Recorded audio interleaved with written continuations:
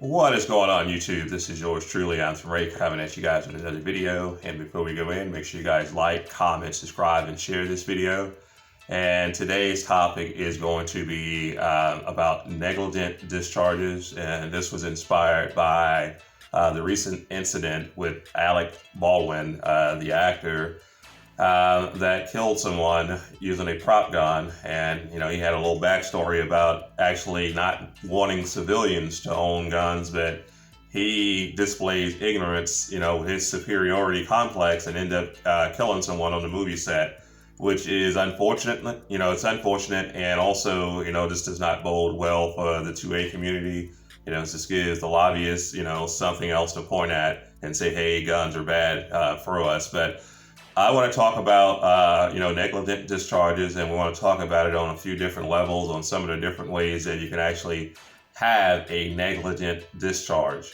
So to start out with, we're going to go over, a few categories that are little, talking points here. So, if I'm looking down a little bit, I just want to keep things on schedule here. But the first thing I want to talk about is going to be, some of the non-famous ways of having a negligent discharge. And the first one would be probably faulty hardware.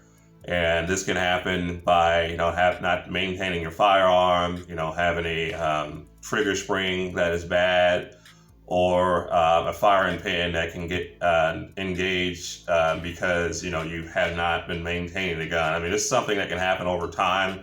That's why, you always hear, people that have been in the gun industry for years telling you to, maintain your weapon, keep it oil and grease. And over time, once you see that your parts are worn, replace those parts. You don't want to have that 1911 with that, hair trigger, but you have not maintained the parts over the years. And then, the gun goes bang and you're wondering, why did the gun go bang?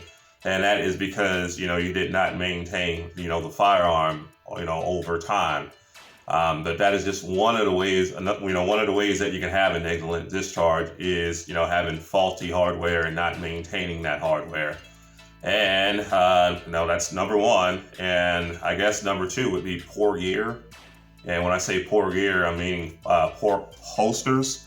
I see those cheap nylon holsters, something can get hung up in there. And if you have, one in the pipe and, you bump up against something and hung up on something, it can go bang.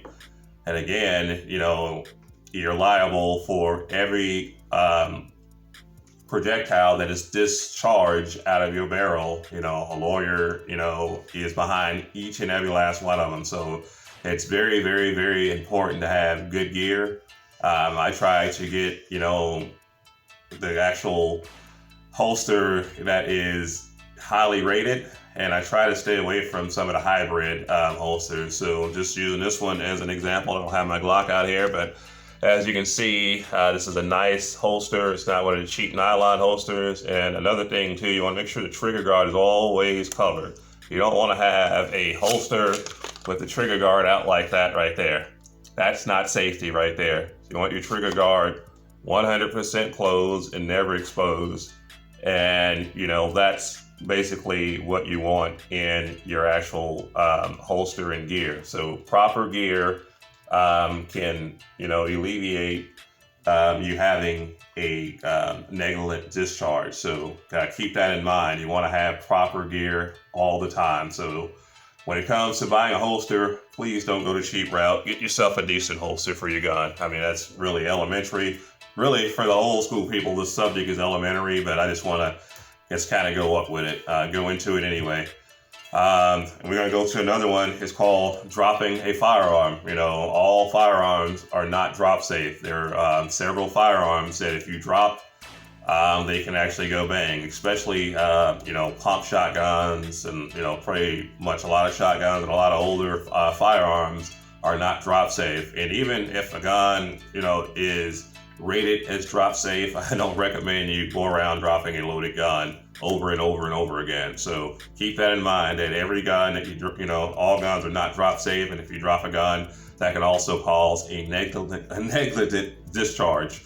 And the last one is really, really simple. And this is, the 4 rules of safety. And this one is user error, what I call user error. Basically, once you approach a firearm, you want to approach that firearm as if it is loaded. You know, treat every gun as if it is a loaded gun. I don't care if you cleared it 5 minutes ago. If you leave it and come back to it, check it again. You know, there's no problem with being overly safe. All right, so the next part of that, it would be to point the gun in a safe direction. So as soon as you put your hand on the gun, you know, make sure it's pointed in a safe direction, okay? And thirdly, make sure that trigger finger is straight and off the actual trigger, unless you have, you know, your targets in your sight. So if you know exactly what you want to shoot, you know, it's okay to go ahead and squeeze, and you know you're ready to take that, you know, shot and shoot that target. That is the only time you should have your finger on that trigger.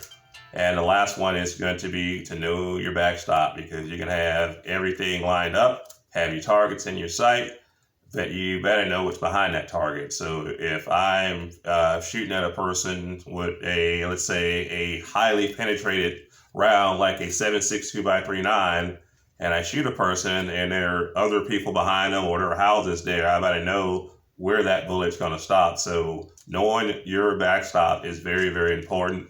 And that is like the most common reason that people have negligent discharges, is because they do not follow those steps. You know, when they approach a gun, a lot of times it happens when people are holstering and reholstering. You know, it's a very, very delicate task handling a hot firearm. So when you're handling a hot firearm in and out your holster, just take your time with it. Just take your time, you know, just ease it on out the holster and keep that finger straight, and you should be good. And if you have proper gear, you don't have to worry about it getting hung up. You know, that's the main thing. I see a lot of cheap holsters, and you know, you just don't want to do that. But a lot of times, negligent discharges, for the most common reason, is going to be user error.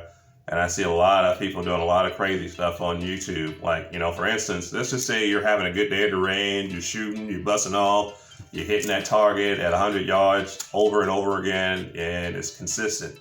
It's okay to get excited about, you know, what you're shooting at, but don't get too excited with the gun in your hand. So no jumping around parading with a gun in your hand.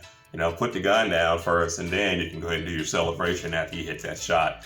But this is just basic knowledge, you know, for older people. But for newer people here, those are some of the ways that you can have a negligent discharge. So we'll go over it again. So faulty hardware. So maintain your hardware.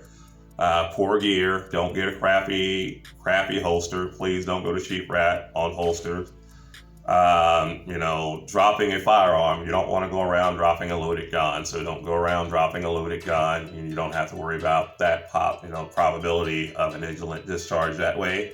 And following the basic safety rules. Again, treat every gun as if it is loaded. Keep your finger off that trigger until you have what you want to shoot lined up in your sights. And number 3 is going to be keep the gun pointed in a safe direction. So you don't want to be pointed at your dog, your friend, your wife, your neighbor, or anything like that. And knowing your backstop. And that's why when we always talk about home defense ammunition, it's good to know your backstop, because if you're shooting a highly penetrative round in an urban area, that may not be a wise decision. So again, that is pretty much all I have. I can go on and on about this subject, kind of freestyle, but I had a few talking points here. But that's pretty much all I have, guys. We'll catch you in the next video. Like always, stay dangerous, keep 2A alive, 2A up. The Second Amendment shall not be infringed. Have a great day.